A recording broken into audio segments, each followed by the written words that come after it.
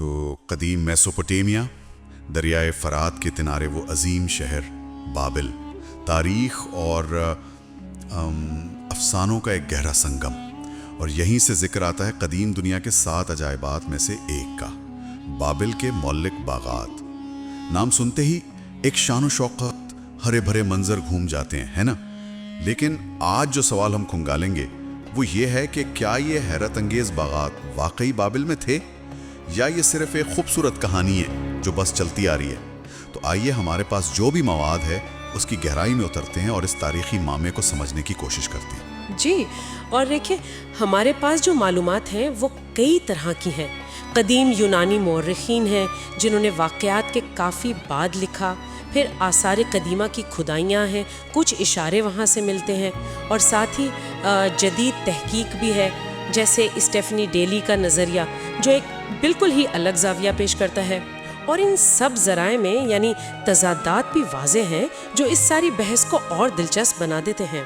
اچھا، تو سب سے مشہور کہانی تو وہی ہے نا، بادشاہ نبوکدنضر دوم والی، کہ انہوں نے اپنی ملکہ امیتس کے لیے یہ باغات بنوائے تھے۔ جی، کہا جاتا ہے کہ وہ میڈیا سے تھیں، پہاڑی علاقے سے، اور بابل کے اس میدانی ماحول میں اپنے وطن کے سرسبز پہاڑوں کو یاد کرتی تھی۔ ذرا سوچیں وہ منظر، تپتی دھوپ میں ایک کثیر المنزلہ ہرا بھرا باغ، جیسے پہاڑ ہو جس سے پانی بہ رہا ہو۔ یہ تو بالکل خواب جیسا لگتا ہے۔ بالکل، تصویر تو بہت دلکش بنتی ہے ذہن میں، لیکن یہی پہلا اور میرا مطلب ہے سب سے بڑا سوال کھڑا ہوتا ہے۔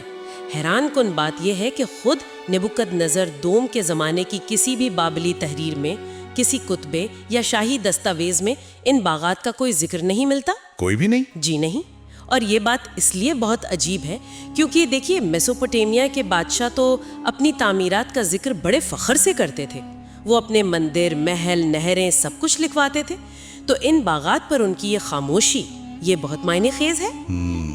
یونانی مورخین کے ہیں اسٹریبو، فائلو اور خاص طور پر بیروسس تو خود بابلی پادری تھا، لیکن وہ یونانی زبان میں لکھ رہا تھا، تقریباً 290 قبل مسیح میں۔ اچھا، یعنی نبوکدنضر کے دور کے تقریباً 300 سال بعد۔ 300 سال؟ جی، تو اتنا لمبا عرصہ گزر جانے کے بعد معلومات کتنی اصل ہوں گی، کتنی درست، اس پر تو سنجیدہ سوال اٹھتے ہی ہیں۔ کیا یہ سنی سنائی بات تھی یا حقیقت؟ تو اگر بابلی ریکارڈز میں کچھ نہیں اور یونانی حوالے اتنے بعد کے ہیں تو پھر کیا یہ سب یونانیوں کا تخیل تھا یا کہیں اور کوئی سراغ ملتا ہے؟ یہیں پر آکسفورڈ یونیورسٹی کی اسکالر اسٹیفنی ڈیلی کا نظریہ آتا ہے، جو کافی یعنی وزنی دلائل کے ساتھ ہے۔ ہاں۔ ان کا کہنا ہے کہ جن باغات کا ذکر یونانی کر رہے ہیں وہ شاید بابل میں تھے ہی نہیں۔ تو پھر کہاں؟ ان کے مطابق وہ بابل سے تقریباً 300 میل شمال میں نینوا شہر میں تھے، اور انہیں اسوری بادشاہ سنہیرب نے 7ویں صدی قبل مسیح میں بنوایا تھا۔ سنہیرب نے نبوکدنضر سے بھی پہلے؟ جی، نبوکدنضر سے بھی تقریباً 1 صدی پہلے، اور اس نظریے کی بنیاد خود سنہیرب کے اپنے تفصیلی ریکارڈز ہیں۔ وہ بڑے فخر سے ایک محلاتی باغ کا ذکر کرتا ہے جسے وہ تمام لوگوں کے لیے عجوبہ کہتا ہے۔ وہ پانی کو اونچائی تک پہنچانے کے ایک بہت ہی جدید نظام کا بھی ذکر کرتا ہے۔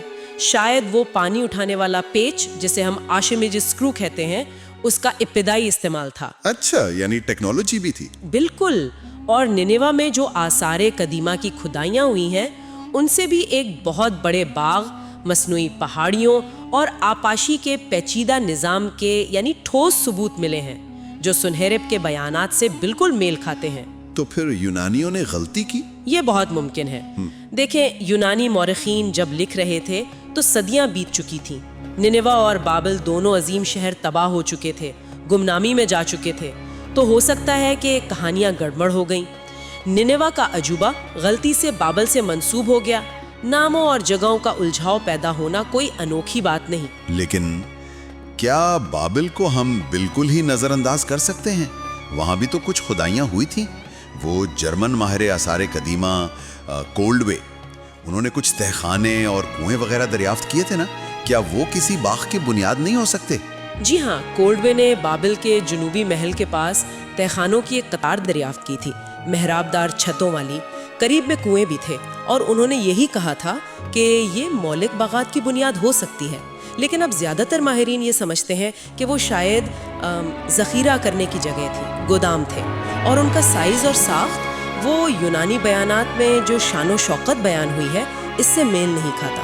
اچھا، مگر ہاں، اس سے یہ امکان مکمل طور پر رد نہیں ہوتا کہ بابل میں کسی نہ کسی قسم کا کوئی شاہی باغ رہا ہو، شاید اتنا عظیم نہیں جتنا بیان کیا گیا، مگر کچھ تو تھا۔ اور اس کے ساتھ ایک اور پہلو بھی ہے، وہ ہے زبانی روایات اور علامتی اہمیت۔ دیکھیے، میسوپوٹیمیا کی ثقافت میں باغات صرف یعنی گھومنے پھرنے کی جگہ نہیں تھے، وہ طاقت، زرخیزی اور بادشاہ کے خدائی تعلق کی علامت تھے۔ یعنی صرف باغ نہیں، ایک سیاسی بیان بھی۔ بالکل، ایک طرح سے جنت کا زمینی عکس۔ تو شاید ان کا افسانہ اس لیے اتنا مضبوط رہا کیونکہ وہ ایک آدرش کی نمائندگی کرتا تھا، انسان کی قدرت پر فتح، زمین پر جنت بنانے کا خواب۔ ہو سکتا ہے معلق باغات ایک ٹھوس جگہ سے زیادہ ایک تصور بن گئے ہوں، بادشاہ کی طاقت کا مظہر۔ تو خلاصہ کیا ہے پھر؟ کہاں کھڑے ہیں ہم؟ تو مختصراً ہمارے سامنے کئی امکانات ہیں۔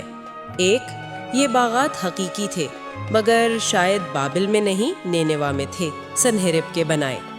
دوسرا امکان یہ ہے کہ یہ کہانی وقت کے ساتھ یادداشتوں، افسانوں اور شاید یونانی مورخین کی غلط فہمیوں کا ایک مرکب بن گئی۔ اور تیسرا یہ کہ یہ بنیادی طور پر ایک علامتی تصور تھا جو شاید کسی حقیقی مگر کم شاندار باغ سے جڑ گیا۔ حتمی سچائی کیا ہے وہ شاید اب بھی تاریخ کی دھن میں کہیں چھپی ہوئی ہے، کہنا بہت مشکل ہے۔ اور شاید یہی بات سب سے زیادہ دلچسپ ہے کہ تاریخی حقیقت جو بھی ہو، یہ جو خیال ہے بابل کے مہلک باغات کا، ایک گمشدہ جنت کا تصور، یہ صدیوں سے انسانی تخیل کو اتنا کیوں لبھاتا رہا ہے؟ ان قدیم تقریباً افسانوی عجائبات کے لیے ہماری یہ جو کشش ہے، یہ ہمیں اپنی تاریخ، اپنی خواہشات اور کہانیوں کی طاقت کے بارے میں کیا سکھاتی ہے؟ یہ ایک سوچنے کی بات ہے۔